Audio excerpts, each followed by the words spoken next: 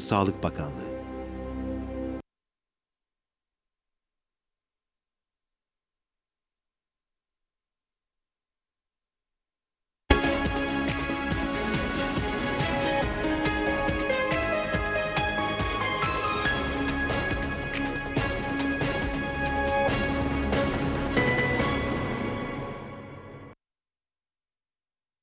Efendim iyi akşamlar. Yeni bir halk meclisi gecesinde yine sizlerle birlikteyiz. Geride bıraktığımız hafta aslında bu programı gerçekleştirecektik. Ancak Türkiye Cumhuriyeti Cumhurbaşkanı'nın adaya gelişi salı akşamıydı geçen hafta. O yüzden tabii ki orada Sayın Başkan'ın temaslarını takip etme durumunda olduğumuzdan bir hafta erteledik. Neredeyiz? Bu hafta Karşıyaka köyündeyiz. Çok güzel bir program belli ki bizi bekliyor. Kalabalık bir katılımcımız var. Çok memnun olduk. Umarım herkes söz alır ve hem bölgenin sorunlarını hem de ülke sorunları neyse konuşmak istenilen bu mesajlar verilir. Her hafta farklı bir bölgede gezmeye devam ediyoruz. Özellikle çok az sayıda olsa da belediye başkanlarının değiştiği bölgeler var. Lapta'da yani Karşıyaka'nın bağlı olduğu Lapta'da da bu böyle oldu. Yeni başkanımız biz de daha çok yeni başkanlara ilk etapta gidip onları da hem bir hayırlı olsun diyelim hem de bölgelerinde onların da bizim de sorunları yerinde dinleme şansımızı yakalayalım istedik ve bu çerçevede Karşıyaka'dayız. Sayın Başkan'a da tekrardan hem bu organizasyonda yardımcı olduğu için hem de bir önceki buluşmamızda başkan adayıydı. Bu buluşmamızda da Sayın Aktuğ başkan oldu. Hayırlı olsun da demek istiyoruz. Açılış konuşması için sözü Sayın Reşat Akar'a vereceğim. Sonrasında mikrofon sizde olacak. Ne dile getirmek istiyorsanız bu açık platformu kullanmak elinizde. Sayın Akar buyurun. Evet, ben de herkese iyi akşamlar diyorum. Öncelikle ülkemizde çok sık tabii Kıbrıs adasında gerek kuzeyde gerekse güneyde fark etmez. Kıbrıslıların bir özelliği vardır. Her şeye muhaliftir Kıbrıslılar derler. Bizler de her şeye muhalif olduğumuz için eleştirecek bir şey bulmadığımızda Kıbrıs'ın Yasemin'ini özleriz diye bir şikayetimiz vardır. Nerede o Yasemin kokulu günler diye. Bu akşam buraya geldik. Baktık Kemal Barbet arkadaşımız bizlere birer Yasemin taktı boynumuza. Demek Kıbrıs'ın Yasemin'i yaşıyor, ölmedi. Yaşatmak elimizdedir. Öldürdüklerimizin sorumlusu da bizleriz. Betonlaşmaya yöneldik. Kuyulardan çektiğimiz sularla hem kendimizi idame ettirdik hem çiçeklerimizi yetiştirmeye çalıştık. Kuruttuk tuzlu sularla hepsi birçoğunu. Şimdi hiç olmazsa Türkiye'den gelen temiz içilebilir su ile hem kendi ihtiyaçlarımızı daha güzel karşılayabiliyoruz hem de çiçeklerimiz, yaseminlerimiz kurumuyor. O açıdan Kemal Barbet arkadaşımıza çok teşekkür ediyorum. Ve belediye başkanımıza başarılar diliyoruz. Yeni seçildi. Sürpriz bir seçim oldu aslında. Beklenmiyordu. Tahminlerde hiç böyle bir sonuç alınacağı söylenmiyordu. Ama güzel bir başarı. Sürprizler daima iyi olur. Başarılı olmasını diliyoruz. Bu bölge çok güzel bir bölgedir. Turizmin başladığı bölgedir. Lapta bölgesi. Bu arada Sayın Aziz Kent'in de kulaklarını çınlatalım. Lapta bölgesine Rumların baskısına rağmen ilk otelleri yapan yatırımcımızdır. Civar köyler çok güzeldir. Turistleri gördük buraya girerken yanı başımızda. Onlar da kendilerine göre bir gece düzenliyorlar. Turistlerin artması, yabancıların artması ülkemiz için bir kazançtır. Yeter ki bu ülkenin düzenine göre bir yaşam sürsünler. Onlara güzel imkanlar sağlayalım bizler de. Tabii gündemimizde çok konu vardır. Sadece Karşıyaka'nın sorunlarıyla sınırlı kalmak zorunda değiliz. Elektrik zamları vardır son günlerin konusu. Bu konuda da herkes konuşabilir. Şikayetini söyleyebilir, beklentilerini anlatabilir. Bugün biz buraya gelirken Rum kesiminden bir haber aldık. Onlar son zamanlarda daha ekonomik dönüşebilir elektrik yatırımlarına yöneldiler. Mesela bugün yaptıkları açıklamada 8 tane daha güneş enerjisi konusunda bir yatırım kararı almışlar. 132 megawatt gücünde elektrik üretecekler ki oldukça önemli bir rakamdır. Bunun bir maliyeti yok. Yıl 365 gün güneşin olduğu bir ülkedeyiz. Rum Elektrik Kurumu bu konuda kilise ile de anlaşma yaptı. Geçen gün yine benzer bir açıklama geldi. 6 tane güneş parkurunu kilise ile birlikte harekete geçiriyorlar. Yine bir özelleştirme yaptılar. Özelleştirme çerçevesinde gazla elektrik santralı kuruyorlar. %30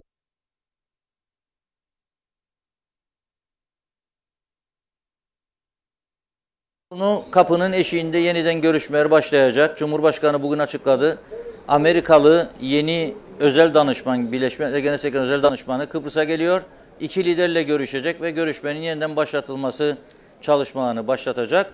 Bu konularda herkes dilediği gibi görüş belirtebilir ve bizler de bunları dinlemeye, vatandaşlarımız da bizi ekran başına izleyenlerle paylaşmaya hazırız. Ben de herkese hoş geldiniz diyorum. İyi bir program olmasını diliyorum. Evet.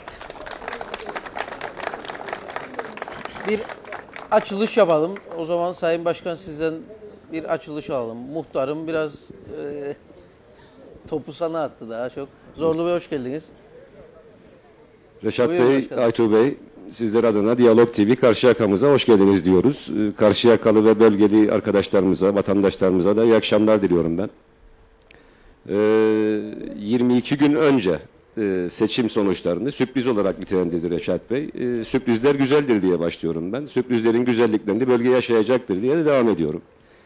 Doğrudur. İlk programda da Lapta'da bulunmuştum. Fazla konuşmadım. Evet. Hemen arkasında Aytuğ Bey'in programına katılarak da o programı değerlendirmiştik. Aslında bizim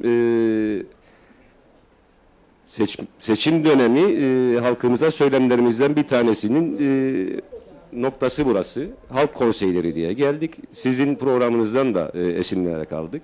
Seçim sonrası bu neticeden sonra İlk kez bununla başlıyoruz aslında. Evet. Bir başlangıç oldunuz bize. Teşekkür ederiz tekrar geldiğiniz için.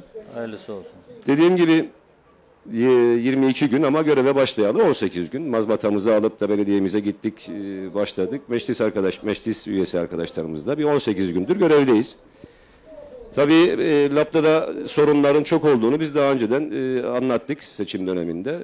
O sorunlara eğildik, o sorunlarla uğraşıyoruz.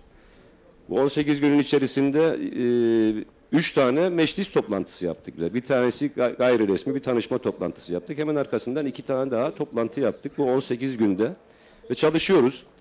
İllaki sorunlar üzerine de gideceğiz.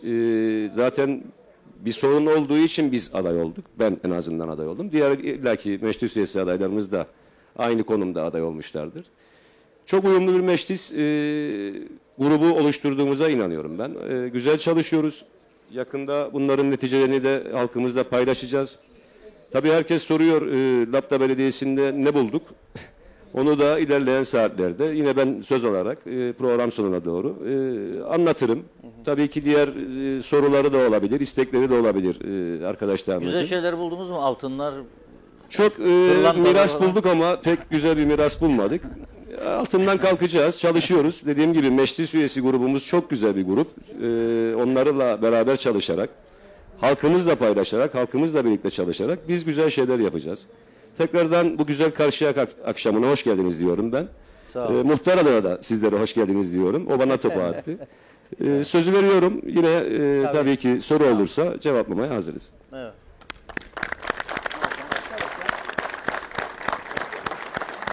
Tamam. Konuşacak. Buyurun. İyi akşamlar Reşat Akar, Aytül Ülkem.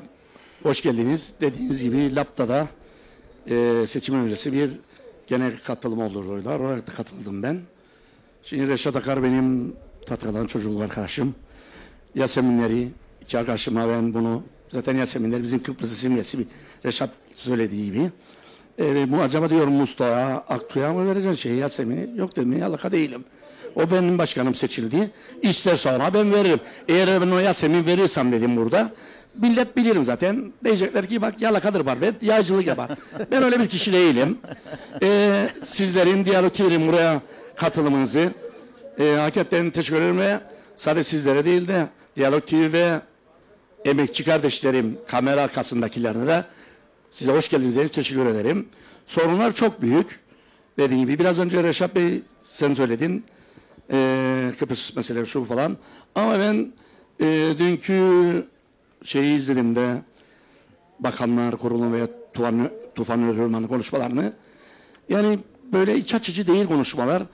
Cak çukurundan olmaz bu işler. Senin köşeye yazılarını da izlerim, takip ederim. Cak çukurundan olmaz. Adını koyacaksın bir şeyin. Bu toplum mahvolmuş durumdadır. Sefillik içine çekilmektedir. Ha dedi ki Sayın Başbakanımız benzin işte bizde daha ucuz da güneyde daha bağlıdır ve elektrik daha bağlıdır. Evet doğrudur. Doğrudur. Ama bizde aldığımız maaşlar nedir? Türk parasına döndüğümüzde sterlin dolar ve euroyu sıfırlandık. İnsanlar borç batağı içerisinde değil. Cakçuklardan vazgeçsinler. Benim önerim oraya gelen yöneticiler gerek belediye başkanlarından, cumhurbaşkanından başbakana kadar topluma hizmet versinler.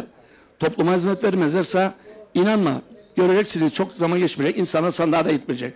Artık siyasilerden insanlar bıkmış durumdadır. Verdikleri sözlerin arkasında durmazlar. Geçmişte anayasa değişikliği yani mesela %65 oy ne oldu halk hayır de diyenlere ben olsaydım o bakanlıkta, o koltuklarda, o milletvekili ben istifa ederdim.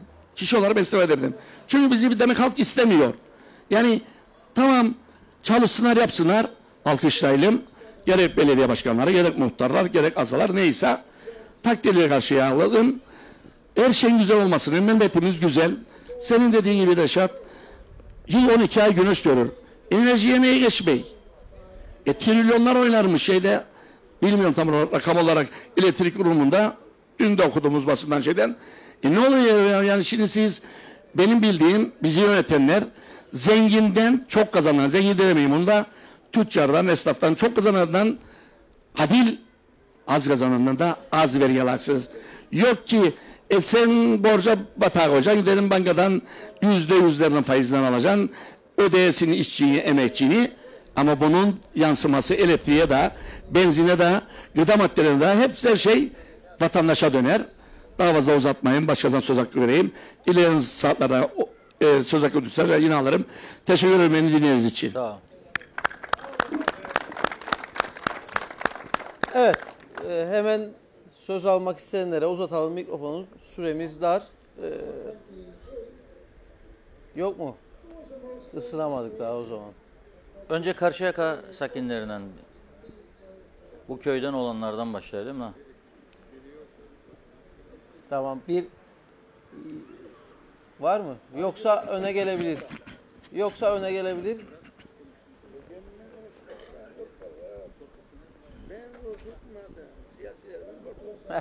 Ver bakalım buraya. Hepinize iyi akşamlar. Diyalog TV'ye, Sayın Meclis Başkan Yardımcıma, Belediye Başkan yeğenime, hepinize Karşıyaka Köyü'nün halkına hoş geldiniz derim bu ilginizden dolayı. Ben biraz gerilere gideceğim. Geçmişimizi unutursak geleceğimize iyi bakamayız. Yıl 1963, 103 köyün göç ettiği köylerin biri Vasilya Karşıyaka'dır. Bu insanlar hepsi Zeytinlik, Boğazköy ve o bölgeye yerleşti. Neydi günahları? Erkeklerimiz Sentilaryon'a, dağlara çıktık.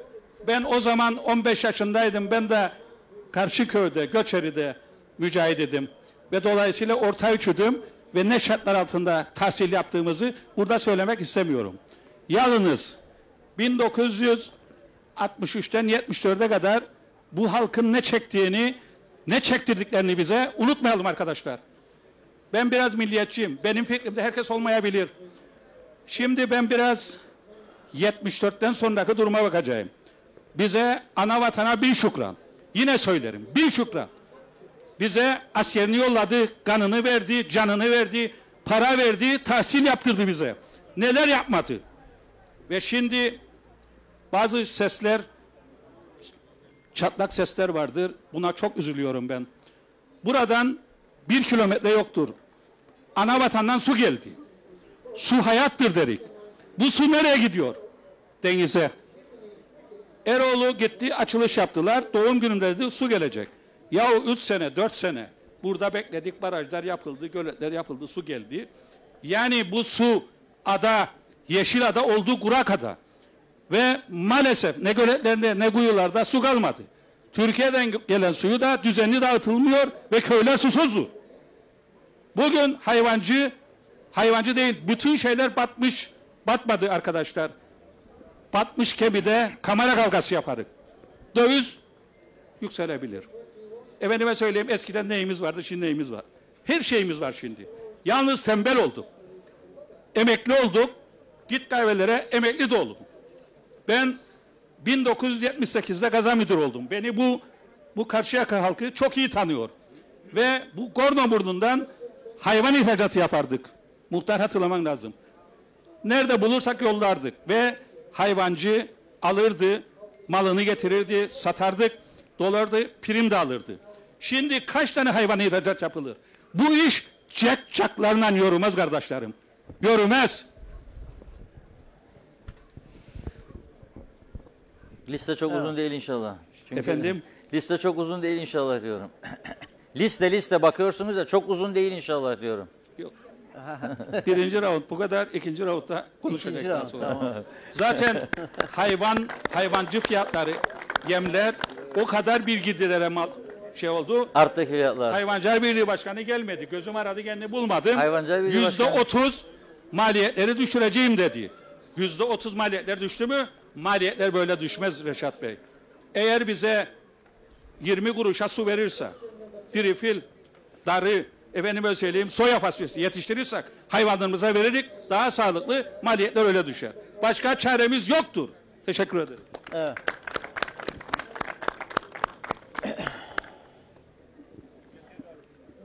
Ver arkadaş orada bekle. Önce buraya vereyim. Tamam, sonra size. Gelebilir misiniz biraz öne doğru? Öne gelebilir misiniz biraz? Biraz daha Mikrofonu al elinden, gelsin.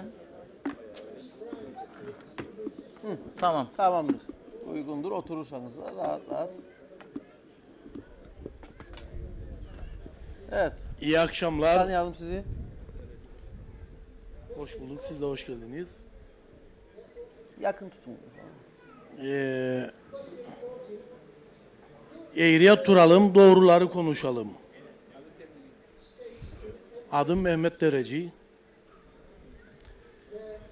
Ben şuna inanıyorum ki milletvekillerinin gerekirken bu köy ziyaretlerini yapsınlar.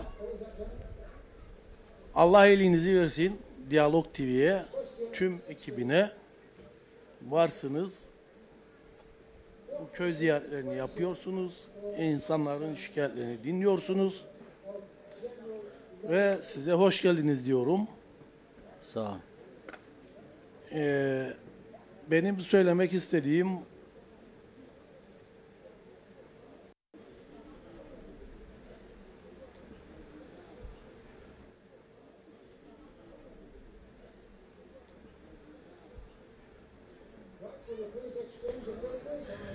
İlgi bekliyorsunuz değil mi? Yardımcı olalım mı? Ya. Bir bakın bir de.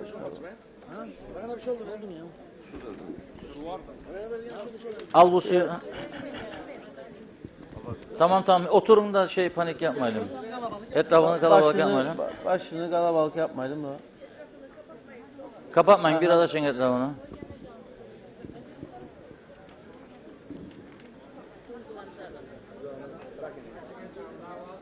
Biraz hava alırsa zannederim daha iyi olacak.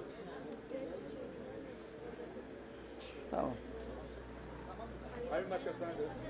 Evet, biraz dinlensin şey. Evet, Arkaya dinlensin. verelim biz. Dinlensin, sonra yine mikrofonu veririz.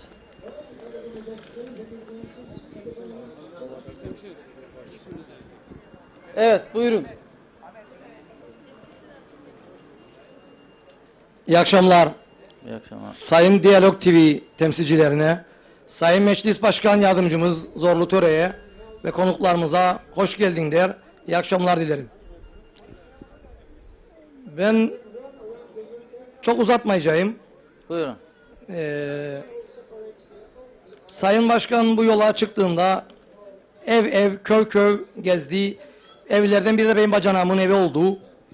Bunlarda gezerken defa defa, 3 defa, 4 defa her köyde, her evde, her toplantılarda söyledi ki haktan, hukuktan Namsoy'un yaptığı eşitsizliği biz yapmayacağız dedi. Ben soruyorum, birkaç gün önce bazı gençlerimiz, bir grup gencimizin yerleri değiştirildi. Bunların meclis üyelerine bazılarıyla konuştuğumda haberimiz yok dedi. Ben bu 10 tane meclis üyemizi bu birlikte, hep birlikte hareket etmeye davet ediyorum. Yok yoğun gelecek döneme bu halkı yanlarında bulamazlar. Bu halkımız vefakardır ama bir yerde cefakardır da. Bunu böyle bilinsin. Sayın Başkan eşitlik dedi. 20-25 gün sonra o kadar sorun varken bu yola başvurmasını ben anlayamadım. Bazı efendilerin, bazı bayanların egolarını tatmin etmek için ben bu yola başvurduğuna inanmıyorum. Ve Sayın Başkan'ın da bunu sürdüreceğine ve devam edeceğine de kanıt vermiyorum. Ayrıca Olan nedir? ben Ne oldu? Yani ne yaptı başkan ona? bir grup personelin yerleri değiştirildi. Ha. Görev Sanat- yerleri. Görev yerleri değiştirildi. Sanatkar, bunları biz Namsoy'a isyan ederdik. Halkı içi gezdiğimizde. Fakat biz göreve gelirken andan onun yaptıklarının aynısını yapmaya başladık.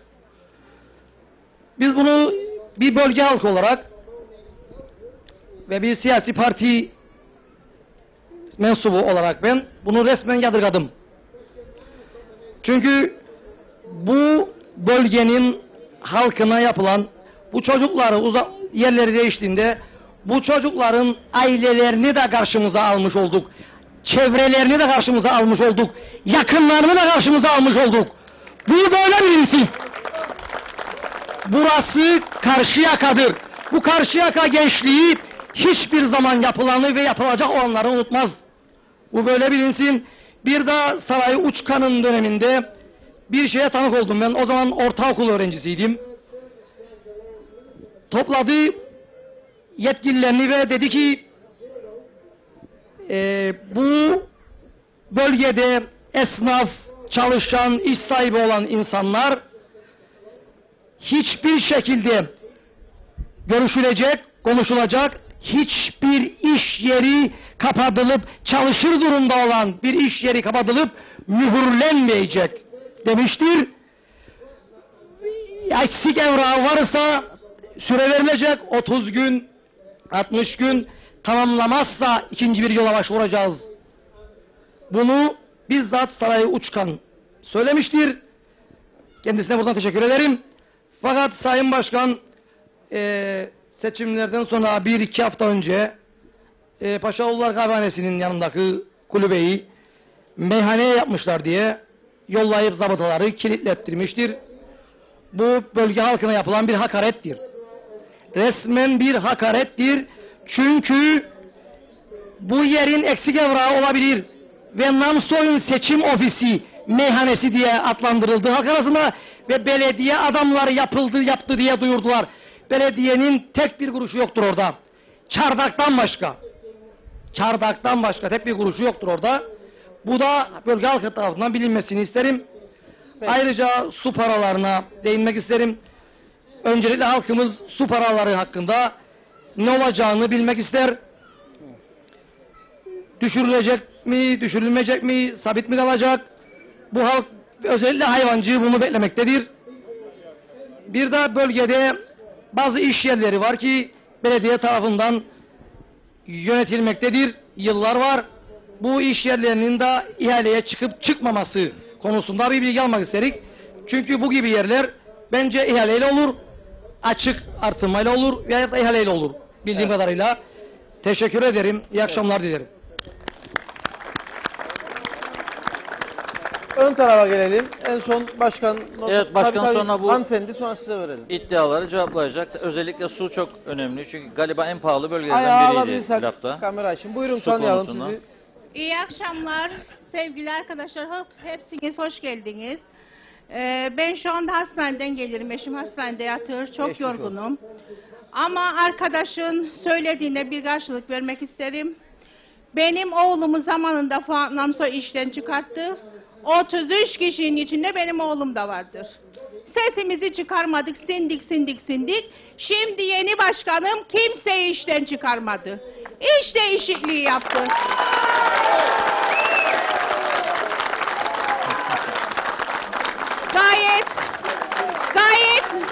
Gayet normaldir bu. Bazılarının işinin yerinin değişmesi gayet normaldir. İşten atmadı ya Fuat Namsoy gibi. Benim oğlum neler çekti. 60 milyonluk borcu 90 milyar oldu bankalara. Neler çekti. Ve ben bir kök Laptalıyım. Şu anda çocuklarım Lapta Belediyesi'nde değil Girne Belediyesi'nde çalışır. Helal olsun Girne Belediyesi'ne, Lapta Belediyesi'ne tepki aldık o kadar. Sesimizi çıkarmadık, bir şey demedik, yuttuk, sineye bastık. Ama helal olsun şimdiki başkanıma ki kimseyi işten atmadı, kimsenin ekmeğiyle oynamadı. Helal olsun.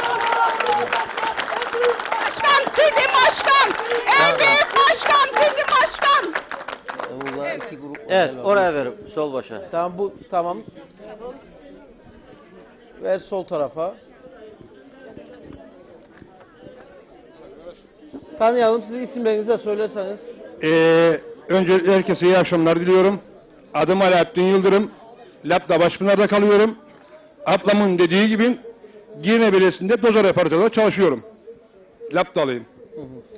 Ben ilkokul mezunuyum. Özür dilerim hepinizden. Şunu söylemek istiyorum. 24 yıl Fuat Namsoy'u bu halk seçmedi mi? Hep bu halk oy vermedi mi? Hepsi vermeyebilir. %85 oyla Fuat Namsoy kazandığını ben biliyorum. Demek ki Fuat Namsoy zamanında iyi bir şeyler yapmıştır. Bunu hiç kimse inkar edemez. Ama kötü bir şeyler olduğunu bu halk gördü. Mustafa Aktuğ'u seçti. Sayın Başkanımıza yeni görevinde başarılar diliyorum. Meclis üyelerimizi hepsini tanıyorum. Hepsi değerli insanlardır.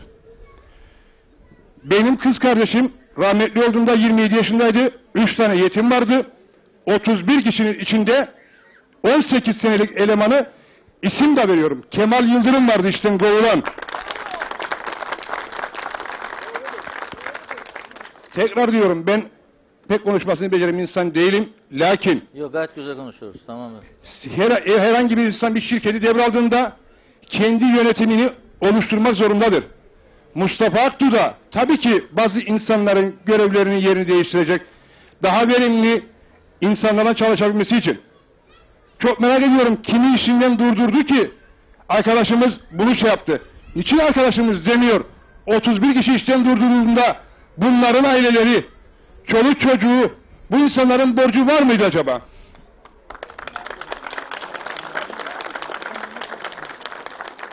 Ben Lapta'ya siz daha önce geldiğinizde seçim arifesinden önceydi. O gün de söz almıştım ve demiştim ki var mıdır bu akşam merak ediyorum bir kişi Fuat Namsoy'u eleştirebilecek olan insan. Ve ben haklı çıktım. Hiçbir kimse çıkıp Fuat Namsoy'u eleştiremedi. Çünkü ya Fuatçısınız ya bu belediye çalışamazsınız. Kusura bakmayın. Burası halkın yeridir. Kimsenin babasının malı değildir. Saygılarım, sevgilerimle teşekkür ediyorum. Evet. Var mı bu tarafta var? Belediye meclis üyeleri burada mı bu arada? Varsa görelim. Başka diğer meclis üyeleri? Kaç tane üyeniz var başkan? Nerede? Üyeler burada. Belediye meclis üyesi. İkisi burada. Evet. Evet. Herkese iyi akşamlar. Emre Efendi adını tanımayanlar açısından da belirteyim. Belediyede 2. dönemdir belediye meclis üyeliği görevini layık gördüğü bölge halkı o açıdan teşekkürlerimi sunarım. Yeni seçilen başkana ve arkadaşlara da başarılar dilerim. Geçmiş dönemlerden bir sürü sıkıntıların olduğu aşikar ortada olmakla birlikte bu yeni yönetimin özellikle Sayın Başkan'ın bu sıkıntıları ortadan kaldıracağız. Bu bölgede barışı sağlayacağız. Bu bölgede artık herkes birlikteliği konuşacak. Bu bölgede artık herkes birbiriyle küs değil, birbiriyle barışık şekilde olacak. sözünü söylemişti. Benim temennim bunların gerçekleşmesidir. Bunların gerçekleşmesi adına adımlar atılması gerektiği kanaatindeyim. Daha 15-20 günlük seçilmiş insanlar vardır. Dolayısıyla bir süre tanınması gerektiği ve ona göre bir takım değerlendirmelerin yapılması gerektiği aşikardır. Doğrudur. Geçen dönemde 31 kişi işten durduruldu.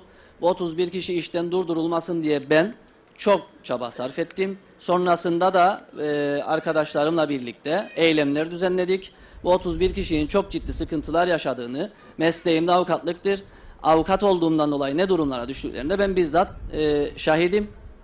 Doğrudur. Yeni seçilen başkanın kendi ekibini kurup bazı görevlendirmeleri yapma hakkı vardır. Ancak şu hususunda dikkate alınması gerektiği kanaatindeyim. Bu görevlendirmelerin yapılırken hassas davranılması gerekmektedir.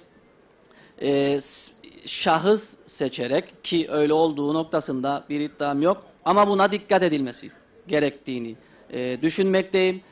Aksi halde belediye başkanının ve bu şu ana kadar güzel geçen belediye meclis toplantılarının ve güzel bir yönetim şeklinin sıkıntıya uğrayabileceği uyarısında bulunacağım. Neden? Çünkü biz bu birlikteliği sağlamak zorundayız. Belediye seçimleri öncesinde LAPTA'da olan toplantıda da, Halk Meclisi programında da belirttiğim bir şey vardı. Üzülerek görmekteyim ki bölgede halk iki kesime bölünmüştür. Bugün yine üzülerek görmekteyim ki o iki kesimlilik hala daha devam etmektedir. Benim temennim bu iki kesimliliğin devam etmesinden yana değil, bölgenin doğruya doğru diyebilecek şekilde yönetilmesi, yanlışa hiç çekinmeden yanlış diyebilecek noktada olunmasıdır. Aksi halde bunları yapmazsak bölgeye hiçbir faydamız ve katkımız olmayacak düşüncesindeyim.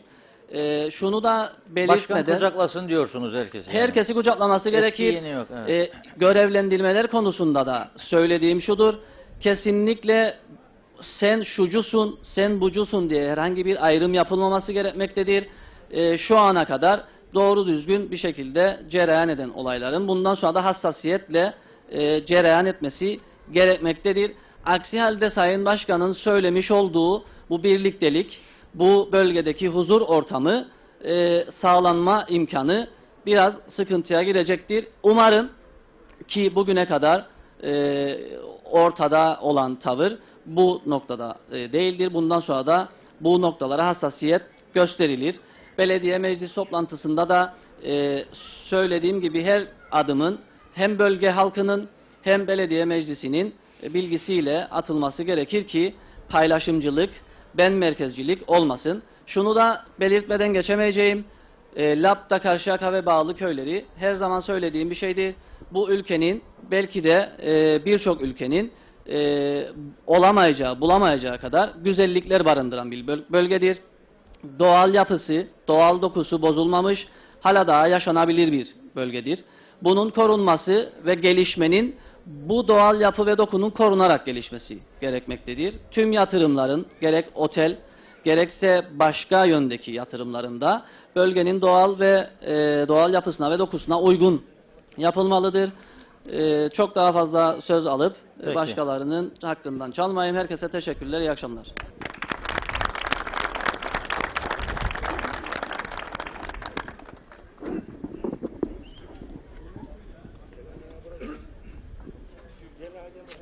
Arka tarafta var. Arka tarafa geçelim.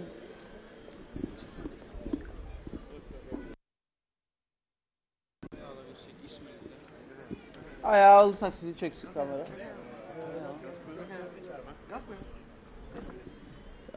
İsmim Ali Paşaoğulları. Bu karşıdaki binanın, kahvehanenin sahibiyim ben.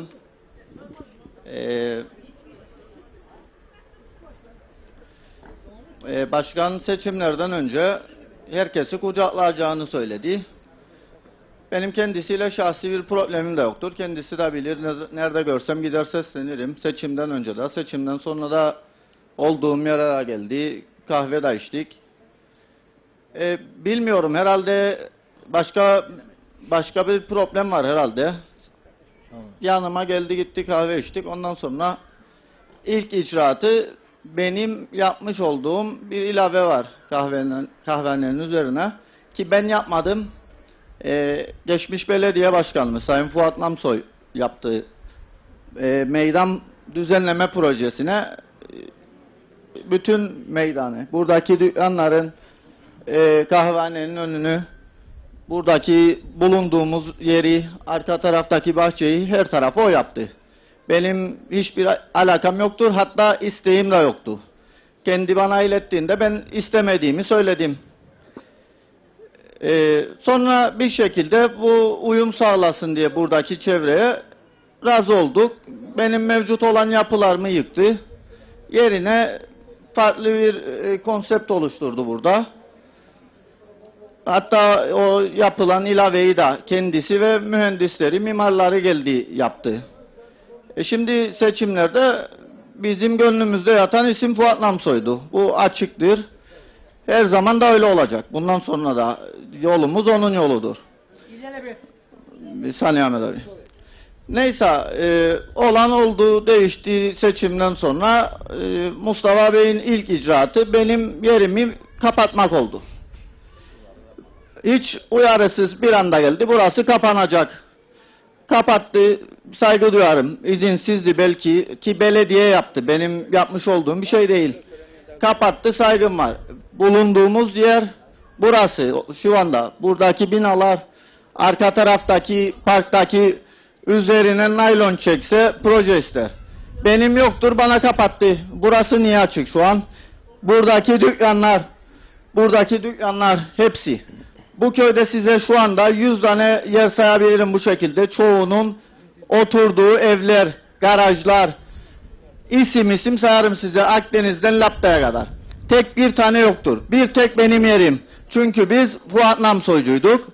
Hiç de pişman değilik. Gelip yıkabilir oradadır. Mahkemeye versin, yıkım izni alsın, gelsin yıksın.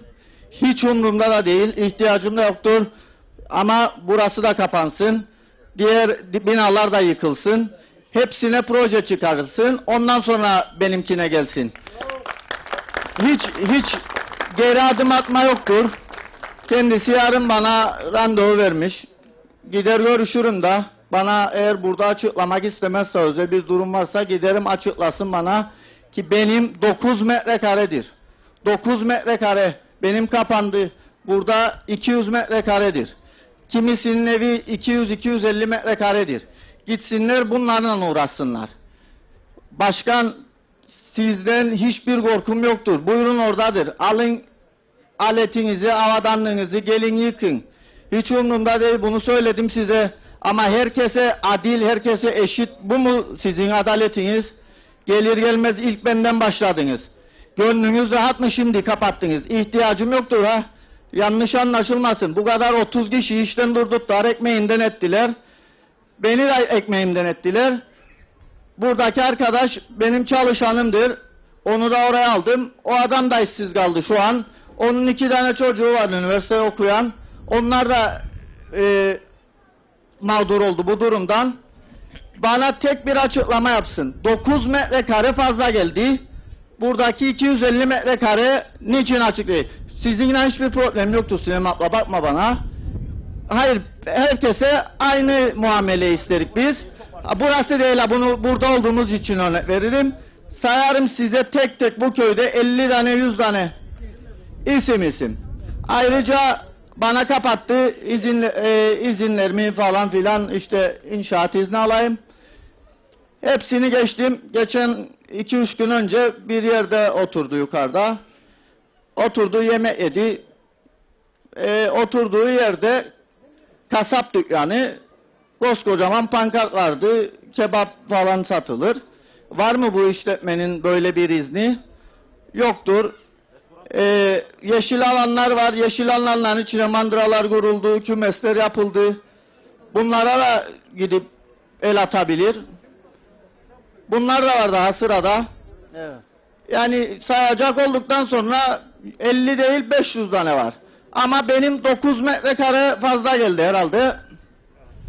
Gelip yıkabilir, mahkemeye versin beni. Kesinlikle. Peki. Otur Anlar abim. Kimi şikayet ettiği önemli yok. Sen de şikayet edebilin. Ben söylüyorum. Gelip yıksın benim binamı. Ama bunları da. Tabii. Karışmayın. Tamam. Ben konuşurum. Peki toparlayalım. Cevap vereceksin zaten şimdi. Başkan buradadır. Versin, Tamam. duyalım biz de. Tamam. Arkadaşımızı alkışlayalım. Tamamdır. Evet. Teşekkürler. Buyurun tanıyalım sizi. Merhaba. Hoş bulduk. İsmim Sevil Boral, Yavuzlar Lisesi'nde öğretmenim. Belediyeden hiçbir beklentim yoktur, bugüne kadar olmadı. Tek bir kuruş borcum yoktur. Öncelikle onu söylemek isterim. Ben Cuma gün Sayın Başkan'ı 5 kez kendi özel telefonundan aradım, tenezzül edip bakmadı. Nasıl halka yaklaşmadır bu, ben de anlayamadım. Özel bir durum olabilir, önemli bir durum olabilir. Bu şekilde mi halka önem verilir? Benim anlatmak istediğim o 22 kişinin şu yer değiştirildi veya 21 kişinin önemli olan yer değiştirme değil. Çalışan insan her yerde çalışır veya bir ekmek kapısı kapanır diğeri açılır. Önemli değil, bizim ailemizde çok oldu bunlar. Alıştık zaten. Abi babasını attılar. Şimdi oğlu aynı şekilde. Allah büyüktür. Bir kapı kapanır, o biri açılır. Korkumuz yoktur. Ölmedik daha. Ben demek isterim ki bu çocuğun raporu vardı ve Sayın Başkan'a söylenecekti. Bu Cuma gün ben aradım kendisini. Diyeyim ki böyle böyle bu çocuk otta yapamaz. Koy çöpe, koy başka yere. Başka bir işten korktuğu yoktur. Ne yapamaz? Ot temizlemeye Ot kondu temizleme, kendisi. İşten kaçtığı değil, kesinlikle haşa. Benim anlatacağım kendisine raporu vardır ki bu çok önemli bir şeydir, bir sağlık problemi. Sayın Başkan tenezzül edip açmadı. 5 defa aradım kendini, eşimin telefonundan da aradım. Gene açmadı. En son kayınvalidesi gitti konuştu herhalde bildiğim kadarıyla kendisiyle. Bilemiyorum artık ne düşünür ama bu çocuk bu pazartesi günü gitti. Aynı şekilde hastalandı. Bir kere arayıp sordu mu? Veya başındaki amir kim isaydı? O idare amiri. Giden affedersiniz hayvan değildi ya. İnsan bir sorar ne oldu bu personelim diye. Ama bir şey olursa eğer kime verecek hesabını, ben onu sormak isterdim kendine. Evet. Biraz birikti, verelim size sözü.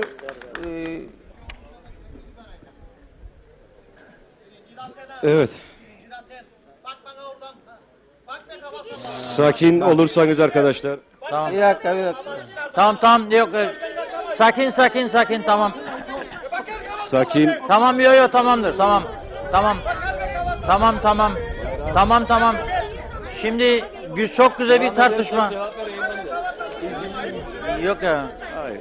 Çok güzel bir tartışma ortamı var. Evet, güzel. Bozmayalım, yavaş. Tamamdır. Evet, bir Şimdi dakika. müsaade ederseniz hepsimiz dinledik sizleri. Siz de bizi dinlerseniz. Tamam. Bayram. Yok otur. Cevap vermeyin.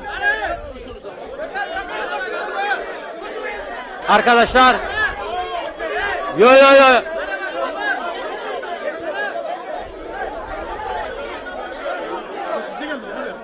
Bir ara verelim isterseniz. Tamam. Sakin olun ya. Sakin olun bakalım.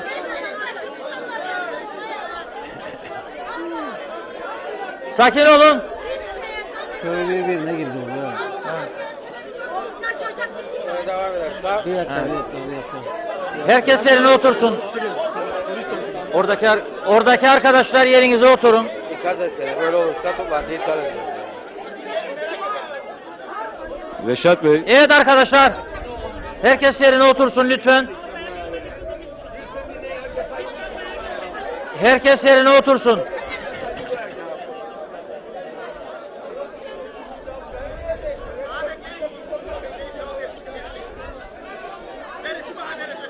Herkes yerine otursun lütfen. Herkes yerine otursun. Arkadaşlar. Herkes yerine otursun.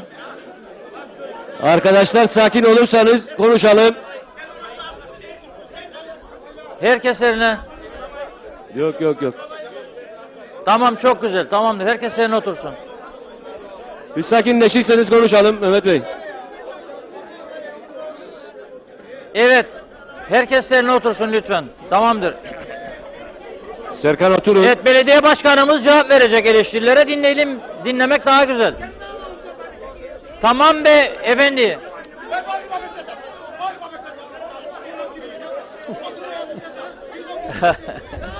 Otur otur otur. Reşat Bey.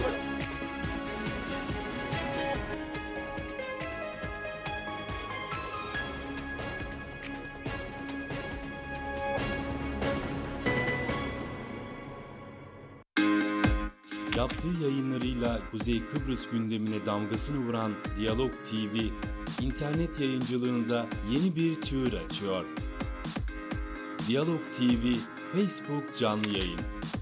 Diyalog TV yayınları artık Facebook canlı yayında.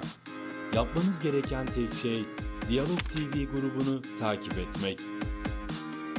Haberler, son dakikalar, gündemi belirleyen programlar hepsi yanı başınızda.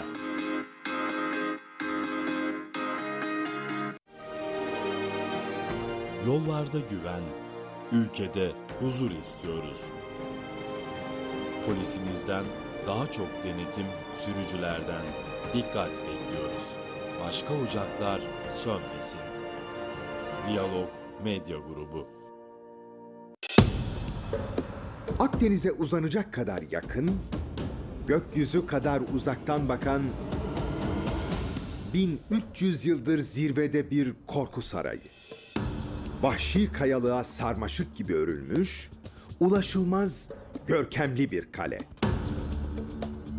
Sihirli görüntüsüyle 100 yıldır masal dünyasına ilham kaynağı Sen Hilarion. Gökyüzü sarayında kral ve kraliçe yalnızdır.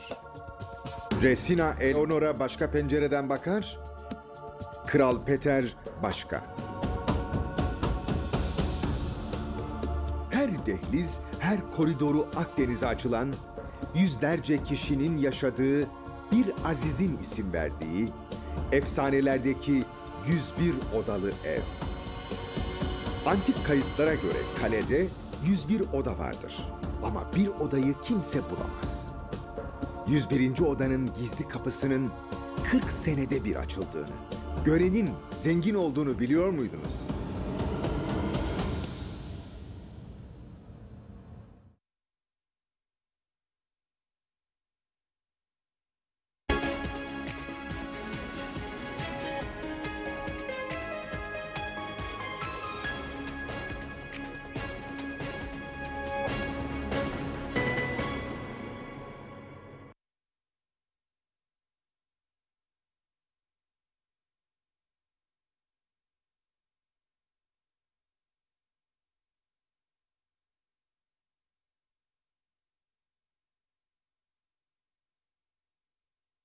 Diyalogtur. Diyalogda gerilim yoktur, kavga yoktur. Diyalog insanların konuşarak anlaşmasıdır. Onun için bu ismi seçtik. Bu program çok teşekkür ediyoruz. Güzel katılım oldu. Güzelce başladık, güzelce bitirelim. Eleştirileri de mikrofon elimize geldiğinde alalım, konuşalım. Belediye başkanı da bizi cevaplayacağı kadar cevaplayacak. Tatmin olmazsak gene söyleyeceğimizi söyleyeceğiz. Onun için söz sırası Sayın Belediye Başkanı'ndadır. Buyurun başkan. Sağ olun Reşat Bey.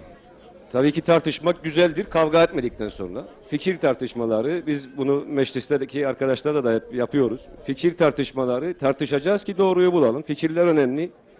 Tabii ki sorulara cevap vereceğim ama ilk önce o mirastan başlayarak, nereye geldiğimizi anlatarak o sorulara cevap vereceğim.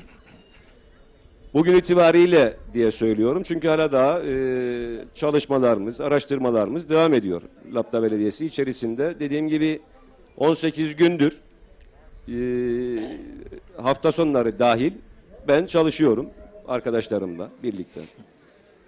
Bugün itibariyle 21 milyona yakın 20 milyon 858 bin liralık bir borç yükü tespit ettik Lapta Belediyesi'nde.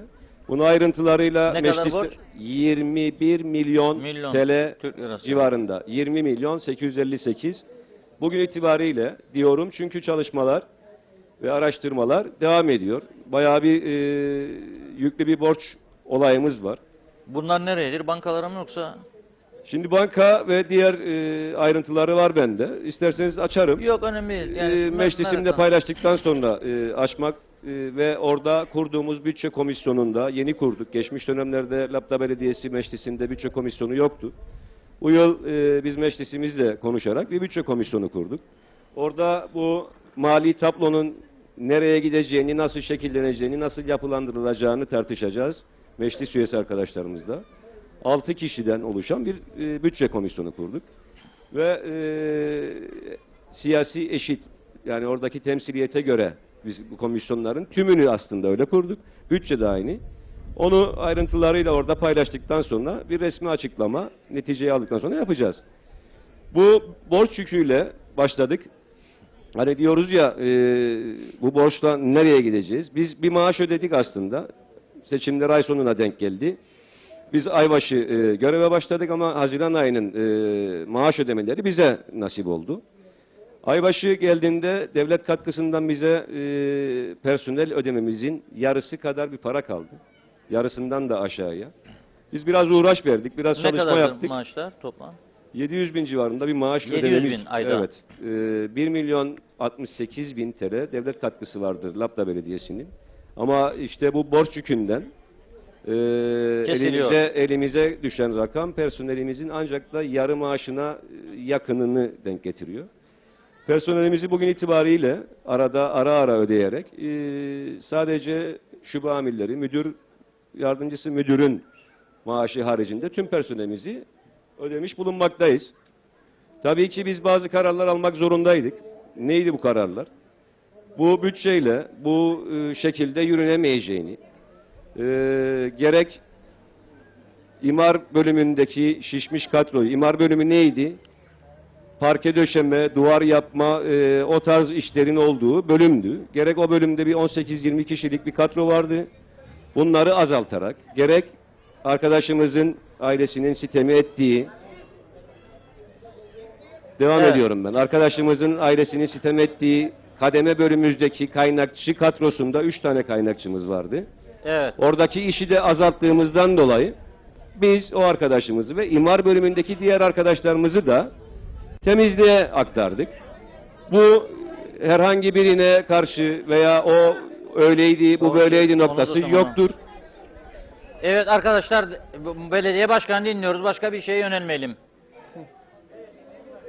Öyle bir nokta yoktur. Tamamen küçülme adına, yani biz dışarıda işimizi durdurma adına, bu da bütçeden kaynaklı, mali yapıdan kaynaklı olmakla birlikte biz bu arkadaşlarımızı temizlik bölümünde değerlendiriyoruz. Kimseye karşı da bir sıkıntımız, bir derdimiz yoktur. Seçim döneminde de bize hep sorulmuştu, çalışan durdurulacak mı diye. Kesinlikle durdurulamayacak sözünü arkasındayız ve durdurmadık da. Tabii ki ne dedik? Bazı düzenlemeler olacak. Bunlara da ilk gün belediyeye ben bu çalışan işçi arkadaşlarımızın yanında başladım. Memur arkadaşlara daha sonra gittim. İlk gün başladığımda onlara da söyledim. Bunlara hazır olun. Bunlara tabii ki ortam biraz gergin.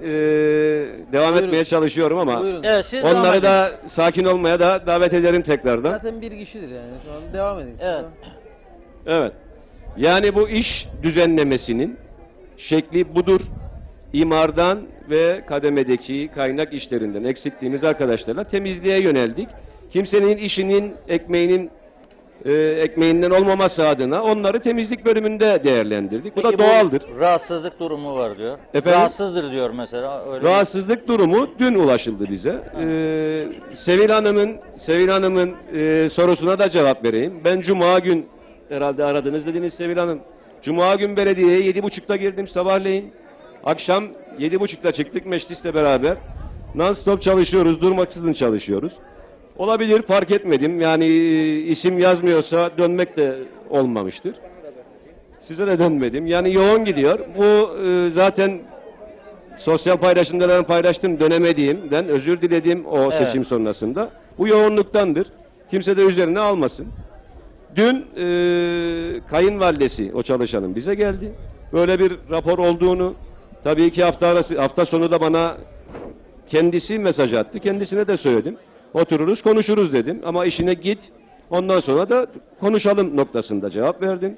Buradadır. Farklı bir cevap yazdıysam da kendisi cevaplayabilir arkadaşım. Şöyle bir parantez açıp devam edeceğim konuya. Aslında 24 Haziran'dan sonra biz bunu kazandık. Herkes fikrini özgürce, kimseden korkmadan söylemeyi kazandı bölgede. Tartışmadan, kavga etmeden fikirleri tartışarak biz doğruyu bulacağımıza inanıyorum. Ben yine aynı noktadayım. Biz birlikteliği yakalayacağız. Bizi Kuzey Kıbrıs konuşacak. Ama kavga etmezsek, sadece seviyeli tartışırsak bunu başaracağız. Biz bu tartışmaları yaşayacağız. Geçen akşam mecliste de yaşadık. Bundan sonra da yaşayacağız. Tartışacağız ama fikir tartışacağız. Bölge 24 Haziran'dan sonra fikir ve tartışma özgürlüğünü kazanmıştır. Bu akşamın da ispatı budur. Ama kavgaya gerek yok. Konuşarak biz bölgede birlikteliği sağlayacağız. 18 günde bunu sağlayalım diye noktada ne benim ne bunu bekleyen biri vardır aramızda diye de söylüyorum. Dönüyorum tekrar Bayram arkadaşımıza, personelimize. Ailesi, kayınvalidesi geldi. Bana böyle bir hastalık olduğunu gün içerisinde rahatsızlandığını söyledi. 3 günlük raporu vardı. Aldık raporunu, kabul ettik. Dedik ki kurul raporu, yani böyle bir rahatsızlığı varsa bir kurul raporu ve ona bağlı olarak biz yasadaki uygulamayı yapalım. 3 günde ben bunu halledemem dedi bana. Dedim ki tamam 2 günde biz veririz. 5 günde bir kurul raporu sağlayın. Gelin oturalım konuşalım. Yine arada başka bir şey olursa da değerlendirelim. Bunu ben kayınvalidesi Gaye Hanım'a aktardım zaten. Buradaysa da bunun cevabını verebilir kendisi veya Bayram biliyorsa onun cevabını Bayram da verebilir. Bizim öyle şahsa karşı bir olayımız yok. Düzenlemelerden dolayı böyle bir noktaya geldik. Sanırım Emre Bey, Emre Efendi Meclis üyem işte iş barışı veya iş huzuru noktasında bir cümle kurdu. Geçen gün mecliste de aynı cümleyi kurdu. 22 kişinin yeri değişti fakat toplamda 63-64 kişi etkilendi bu değişimden. 64 kişide 2 tanesinin huzurunun bozulması veya huzurunun bozulduğunu iddia etmesi o iş yerindeki huzurun bozulduğu anlamına gelmiyor. Tabii ki her personelimizin huzuru bizim için önemli. İlgileneceğiz, değerlendireceğiz. Ama kavga ederek, birbirimize saldırarak, tehdit savurarak değil. Evet. Demin de söylediğim gibi konuşarak, hastaysa raporunu sunarak, yasal çerçevede neyse onu yaparak. Ben ilk gün geldiğimde de belediyeye söyledim. Gerek işçi arkadaşlarımıza, gerek memur arkadaşlarımıza. Biz belediye olarak yasayı kullandığımız sürece, yasal zeminde çalıştığımız, yasal zeminde görevimizi yerine getirdiğimiz sürece, vatandaşa gittiğimizde bu senin yaptığın yasal değil dediğimizde insanlarda bize bir tepki olmasın. Siz yasal mı çalışıyorsunuz? Bizim yüzümüz kızarmasın noktasındayız. Bunu da Ali arkadaşımın kahvehanesine bağlayacağım bu yasal zemini. 24 Haziran'dan öncesinde verilen çalışma izinleri tabii ki belediyeyi bağlar. Ama verildiği noktasında bundan sonra incelememizi de bizi bağlar. Vereni bağlar. 24 Haziran'dan önce vereni bağlar. Ali arkadaşımın yeni açacağı bölüme çalışma izni verilmemişti ve açılmamıştı biz müdahale verdiğimizde. Yani geldiği birinci icraatı benim o yerimi kapattı noktası yok. Zaten açılmamıştı bu yer. Kahvehanesi açık duruyor. Ben de geldim kahvesini de içtim. Hatta kendisi ikram etti. Yani teşekkür de ederim. Ama benim kapattığım nokta diye bir şey yok. Zaten açılmamış bir alana biz müdahale ettik. İş izni, iş yeri açma, iş yeri bulundurma izni olmadığı için zabıta arkadaşlarımız onu davet etti. Geldi müracaatını yaptı. Bizim prosedürümüzde ilgili bölümlerden geçer. En sonunda onay için bize gelir. Değerlendirilecek. Değerlendirilir.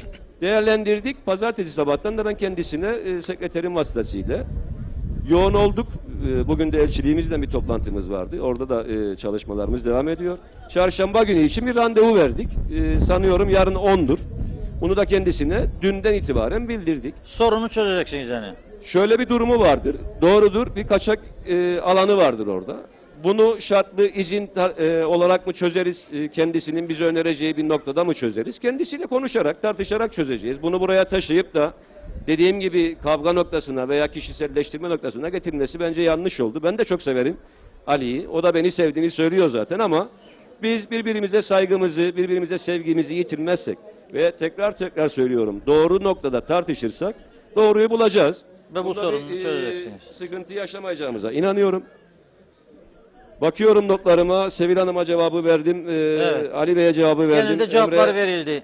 Emre Bey'e cevap verdim. Ahmet Düzdaman'ın işte bu düzenlemeyle ilgili kısmının cevabını vermiş oldum. Evet. İşleri konusundaki cevabını vermiş oldum. Su paraları konusunda bir sorusu var. Benim Bir su notlarımda. konusu kaldı. Kapatalım bununla da. Tamam. ona Bir de su cevap konusunu verirsen sonra hemen gene çabucak geçiyorum. Eleştiri olursa gene cevap verirsin. Geçmiş yönetimin uyguladığı bir noktaydı. Biz seçim döneminde de bunun bayağı bir irdeledik. Gerçek değerleri tekrar gördükten sonra, çalıştıktan sonra ve tüzükteki değişikliği sağlayıp bütçeye yakın tabii olacak bunlar. Gerçek değerlere göre bir su fiyat aralığı belirleyeceğimizi zaten seçim döneminde verdik. Bunu hemen 18 günde yapacağız diye bir söz vermedik. Bir rakam vereceğiz diye bir sözümüz yoktur. Değerlendireceğiz, çalışacağız. Biz iyi çalıştığımıza inanıyorum meclisimizle birlikte. Az önce de ilk konuşmamda da söyledim. 18 günde biz 3 toplantı yaptık. Evet. Hafta sonu dahil ben 18 günün 18'inde de çalışıyorum. Bu bölge için çalışıyorum. Biraz sabır. Bunu çalışan arkadaşlarımıza da biz söylüyoruz. Halkımıza da birebir konuştuğumuzda söylüyoruz. Bölgemizin ihtiyacı biraz sabırdır. Çünkü mirası size anlattım ki bu daha artacağından şüphemiz ve korkumuz vardı. Bizim seçim döneminde de en büyük vaatlerimizden biri bir mali yapılandırma olayıydı. Birinci projemiz bir mali yapılandırma olayıydı.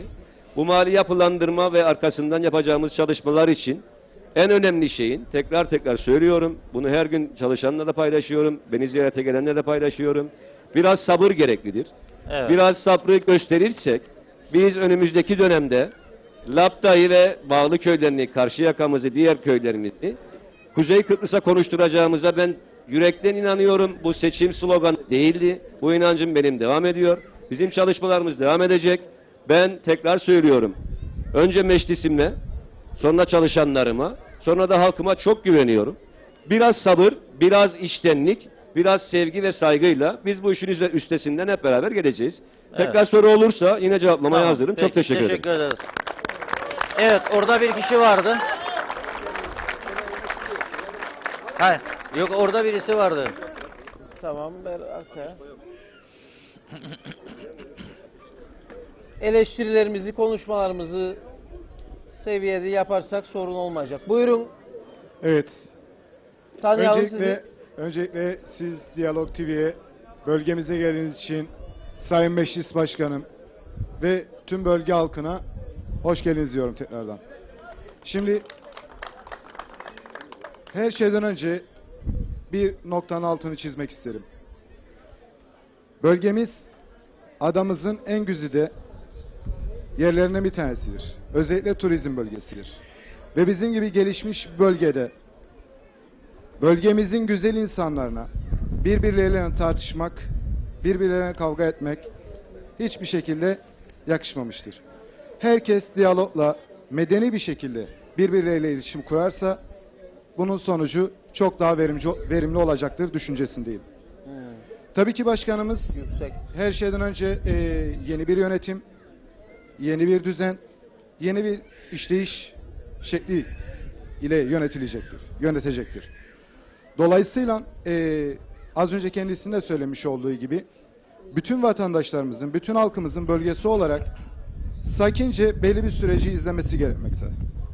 Gerek personelimizin sıkıntısı, gerekse halkın sıkıntısı doğal olarak bulunmaktadır. Her şeyden önce 24 yıllık geçmiş bir yönetim söz konusudur. Ve bu yönetim döneminde bölgemiz en çok geliri elde eden bir belediye iken ne yazık ki günümüzde en fazla borcu olan belediyelerin arasında yer almaktadır. Bu da bölgenin düzgün bir şekilde yönetilemediğini göstermektedir. Dolayısıyla yeni yönetimin üzerinde zaten 24 yıllık bir enkaz zaten mevcut. Doğal olarak da öncelikle bu enkazla mücadele etmek zorunda, akabinde ise diğer alanlara adım adım müdahale edecektir düşüncesindeyim. Tabii ki bölgemiz turizm bölgesi, yeni yapılacak olan bir otel projesi söz konusudur. Bununla ilgili 18 yıldır sektörde olduğumdan dolayı biraz daha bu konuyla ilgili konuşmak isterim. gerek deniz kenarındaki yapılan otel yatırımlarıyla birlikte bölgenin kalkınması çok daha hızlı, çok daha ivedi olacaktır. Geçmiş dönemin yapmış olduğu sahil yolu projesine ek olarak bölgemizde bulunan manastırların restorasyonları, bununla birlikte bölgemize ait olan insanlarımızın üretmiş olduğu ürünleri pazarlaması, insanların evlerinin, üretimlerinin değerlenmesi, hayvancısının hayvanını pazarlayabilmesi, üreticinin ürününü pazarlayabilmesi ve buna benzer bir bütün olarak, bir konsesyum olarak hareket edilmesi gerekir. Fakat tüm bunların gerçekleşmesi için önce insanlarımızın bir bütünlük halinde birbirini dinleyip anlaması, birbirlerine saygı göstermesi ve yönetimle uyumlu bir şekilde hareket etmesi gerekir. Görüşlerimizin ne olduğunun hiçbir önemi yok. Önemli olan sabırla birlikte yürekten bölgemizin kalkınma isteğine sahip olmamızdır. Bu yüzden de birbirimize tahammül etmemiz gerekmektedir düşüncesindeyim. Tabii ki daha sonrasında herkes yine söyleyecek. Ben kimsenin söz hakkına fazla müdahale etmek Zaten istemiyorum. zamanımız da daraldı. Tamamdır. Ver oradan. Buyurun. Ben tekrar söz aldım ama Siz galiba yarın başkandan çözeceksiniz bu işi konuşmayı. bu akşam çözeceğiz galiba. bu akşam biraz Öyle zor görünüyor. olur ama. Buyurun. Karşılıklı tartışmaya çevirmek istemem ama başkanın verdiği cevaptan ben tatmin Ses olmadım. gelmez, biraz daha yüksek. Yok Açık dur, siz yüksek konuşun. Ha. Başkanın cevabından ben tatmin olmadım doğrusu. Çünkü benim ruhsatsız olduğunu söyledi. Tamam, okey, anladık. Burasının da projesi yoktur. Yani hiçbir ruhsatı yoktur. Burada takır takır çalışma var, işlem var, her şey var. Ama onu ben bilmem. Yani bu yerlerin projesi yoktur. Projesi olmayan bir yerin nasıl olur da böyle bir şey olur? Benim orada 9 metrekare yok. Burada 200-250 metrekarenin yok. Burada ben verdiği cevaptan tam tatmin olamadım ben. Ayrıca onun yanında ben bugün belediyeye gittim. İşletme iznini yenilemek için. İşletme iznini yenilemeye gittim. Bana yapılan ek binayı tekrar ediyorum. Belediye yaptı. Benim hiçbir şeyim yoktur. Belediye orada çevre düzenlemesinden yaptı. Bunu da Mustafa Bey diyor ki yani kaçaktır, durdurttu. Tamam, okey, gelip yıkabilir. Ben mevcut eski binamın işletme izni isterim. Yeni binanın, bana eklediği binanın kapatsın, kullandırmasın, hiç problem yok. Benim eski mevcut ruhsatlarım olan binanın işletme iznini yenilemeye gittim. Fakat bana oradaki personeli demesi, ağzından çıkan başkan dedi ki size hiçbir işlem yapamayız biz. Bana yapılan geçmiş belediyenin yapmış olduğu binaya hiçbir isteğim yok. Ben niye mağdur olurum bu durumda? Geldi eski belediye yaptı, gitti. Ben onunla ilgili bir şey istemem. Ben eski binamın ruhsatlarını yenilemeye gittim. Bana nasıl olur da şu anda onu da yenilemem diyor. Başkan dedi ki görüşesiniz ondan sonra. Görüşecek bir şey yok, görüşelim. Ama bu konu farklı. Ben onunla gelsin yıksın diyorum ya. İstemiyorum onu. Bana eski binamın ruhsatlarını yenilesin. Şimdi bir kahve siz ikram ettiniz başkana. Gelsin tekrar ikram edeyim ama bana bu işi açıklasın. Yarın ben da o tatmin size olamadım. ikram edecek, ödeşeceksiniz. Birer karşılıklı kahveyle bu işi çözeceksiniz. Sol tarafa verelim mikrofonu. Tamam. Tamam, veriyor. Geliyor. Geldi. Hepinize iyi akşamlar. İyi akşamlar. Ben sıradan bir vatandaşım. Ben sadece soruyorum. Benim başkanım ilk icraatıyla bir iş yapmışsa ne mutlu benim başkanıma. Bir de eski başkan 24 yıldır usulsüzlük yapıyordu. Buranın izni yoktu, projesi yoktu, şeyi yoktu. Niye bu insanlar, bizler ayağa kalkmadık? Şimdi benim başkanım ne güzel bir şeyler yapıyor da rahatsızlık duyuyoruz. Benim de balkonlarım kapalıdır. Gelsin benimki de yıksın. Gelsin benimki de yıksın. Teşekkürler. Evet, peki. Peki. İyi akşamlar. İyi akşamlar. İyi akşamlar. Öncelikle ben okuma yazması olmayan cahile soruyorum. Ve gelip görmesini isterim. Biraz önce televizyona çıkıp kahvenin iznisi olmayıp da orada oturup yemek yediren kahve, kasap dükkanının kısacası ki söyleyişinde o bilip bilmeden konuştuğu için gelip onu görmesini isterim. Dükkanın iznini öncelikle. Artı bir de daha önce eski belediye başkanı Fuat Nansoy da dükkanımızda yemek yemişti. Niçin bunlar olmadı? Yeni gelen belediye başkanımız geldi yemek yedi. Öden nakliyat yemek yedi. Niçin bunlar söylenmedi de yeni başkan gelip bir yemek, herkese kapımız açıktır bizim. Herkese. Neden bugün burada söyleniyor bunlar? Söylenecek çok şey var. Biz de konuşabilirik. Ama lütfen o okuması yazması olmayan cahil gelip bunu görmesini isterim ben. Lütfen bizim yanıma gel de konuş. Yanıma gel de konuş. Tamam. Şimdi Peki. Hayır durun bir dakika. Ben Tamam. bir dakika. Şimdi Tamam. mikrofonu da alayım.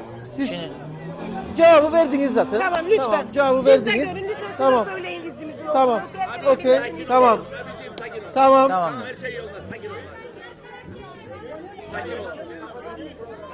Artık bitirelim ya. Bekle acele etme ya. Bekleyin. Evet. Öyle program olacak.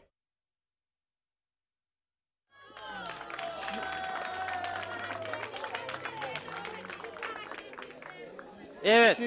Şimdi biraz sakin olalım. En zorlu ya bir şey. En sonunda başka ya. Evet. Biz sizin için geldik. Sizin için geldik. Aşağı yukarı görüşleri de ortaya çıktı. İyi akşamlar. Tamam ver mikrofonu oraya. Gündemdeysin. Sen koşucu kızdın. Koşucu Evet. olanın. Al mikrofonu. Abi seçci tamam. Bak, Söyle hadi. yüksek söyle.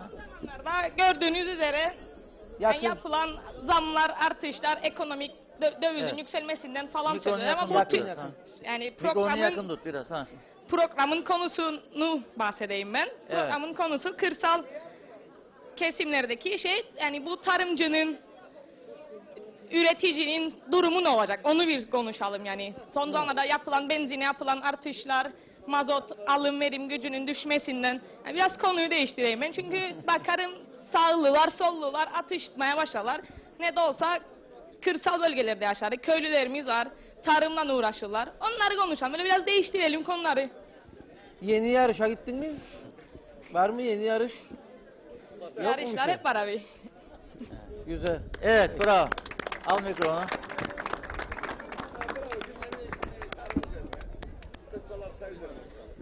Evet. Evet programın sonuna geldik. Çok teşekkür ediyoruz herkese. Sağ ol. Tam son sizinle kapatalım ama gerilim istemem. Yani normal bir konuşma. İyi akşamlar. Ben 44 sene var Karşıyaka'da yaşıyorum. Lefkoşa doğumluyum ve Reşat Akar Bey'in mahallesinde doğup büyüdüm. Ben Bayram'ın oğluyum. Bravo. Deli Bayram'ın. Şimdi bakın arkadaşlar. Giden başkan 24 sene bir başkanlık yapmış. Görevini tamamlamış. Yeni bir başkan seçilmiş. O başkanı tebrik etmek lazım. Çünkü bu başkanı halk seçmiş. Halk seçmiş. Yani burada bir şey yok. Halkın seçtiği bir başkan. Onu biz halk olarak sadece tebrik etmek istedik. Çünkü bu adam geleli 20-22 gün şöyle bir 5-6 ay geçsin üstünden. İcraatlarını görelim ondan sonra eleştirin adamı. Tamamdır. Bravo. Yani bakın ben doğma büyüme Ulusal Birlik Partisi'ne yetiştim.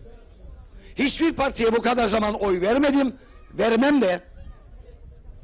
Tamam mı? Hiç kimseyi burada kınamıyorum. Herkes ne yaparsa kendisi yapar. Kimseyle tartışmaya, kavga etmeye, dövüşmeye gerek de yoktur. Gerek yoktur. Bravo. Tamam burada ortam içerisinde gayet güzel fikirlerini herkes sunsun, konuşsun. Gerek yok. Yani burada Reşat Bey benim söylemek istediğim daha sakin, daha güzel konuşun. Evet. Barışçı konuşun. Herkes sizi alkışlasın. İyi akşamlar. Sağ ol. İyi akşamlar. Ver bu bayana oraya. Ver. Tamam. Evet. Kalkamam belim ağrıyor. Kamera almaz size ama. Görür beni tam karşıya. İyi akşamlar.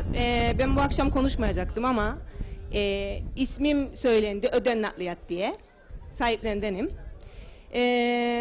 Seçim boyunca Öden Nakliyat çok konuşuldu. Fuat Namsoy'u niye destekler diye. Acaba 4 sene yediği mamman nedir? Ya da bundan sonra ihalelere nasıl katılacak? Ben bunun cevabını Sayın Mustafa Aktu'dan rica ediyorum. Acaba 4 yıldır Öden Nakliyat Lapta Belediyesi'ne iş yaptı mı? Faturası var mı? Bunun cevabını canlı bekliyorum. Şimdi bekliyorum. Evet. Yemeğe gelince doğrudur. Ben Ali Paşaoğlu'na yemek yedim.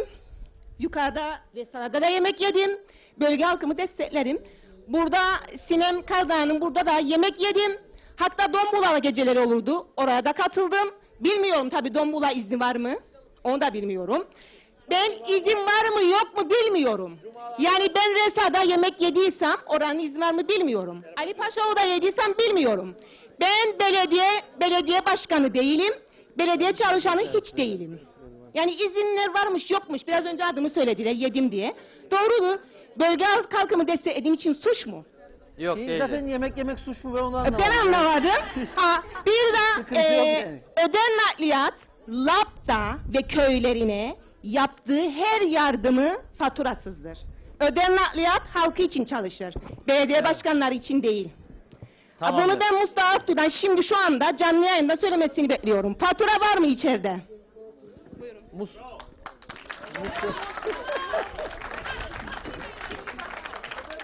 Şimdi Öder Nakliyat'a, Gürcan Öder'e ve Mücessem Hanım'a sevgilerimi iletirim. Kiminle çalıştığı seçim döneminde az önce de kullandım aynı cümleyi. Şu an için bir önemi yoktur. 24'ünde seçim bitmiştir, 25'inde halk bir bütündür. O söylediği cümle benim bir cümlem değildir. Ne zaman ne yediydi, bundan sonra hangi ihalede ne yiyeceğiydi. Böyle bir cümlem benim yoktur. O cümlenin muhatabı ben değilim. Evet. Müsaade ederseniz ben sizi dinledim, saygı gösterdim, aynı saygıyı da sizden beklerim dinlerken. Şu an için bizim yaptığımız çalışmalarda ödenmemiş faturalar, ileriki tarihli çekler, devlet borçları, banka borçları üzerinde bir çalışmamız vardır. Ödenmiş faturalarla ilgili bir çalışmamız yoktur. Biz borcumuzu, belediyemizin borcunu ve dışa olan verecekleriyle ilgili bir çalışmamız vardır. Bu kalemlerde öden nakliyatın belediyeden alacağı bir rakam yoktur.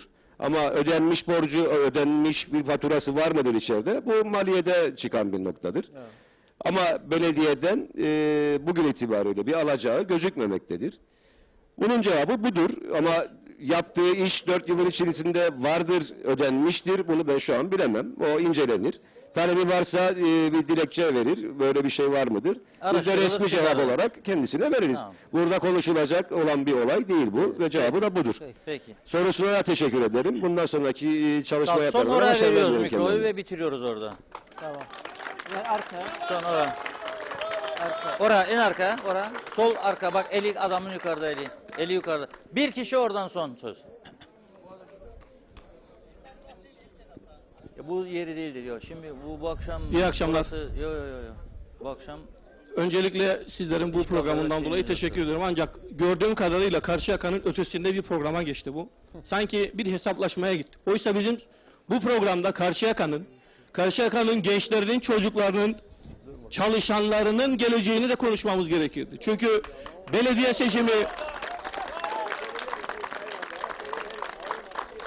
seçimi 24 Haziran'da yapıldı, bitti. 24 yıllık bir yönetim vardı. Biz 8 yılını biliyoruz Karşıyaka olarak. Hepimizin birebir düşündüğünde yaşadığı çok olumsuzluklar vardır. Ben bir dönem kulüp başkanlığı yaptım. Yıllarca kulübün içerisinde olan, köyümün her ihtiyaç duyulan noktasında elimden geleni yapan bir bireyim. Olumsuzlukları söyleyerek bir şey çözemeyiz. Ama bizi bekleyen büyük tehlikeleri konuşmamız gerekir. Burada anneler, babalar, dedeler var. Hepimiz çocuklarımız için uğraşıyoruz. Bu çocukların bu ülkedeki geleceği için uğraşıyoruz. Her türlü tehlikenin en hızlı bir şekilde Girne'den Karşıyaka'ya doğru geldiğimiz noktada biz hala daha Fuat Mustafa kavgası yapıyorsak yazıklar olsun. Evet, peki.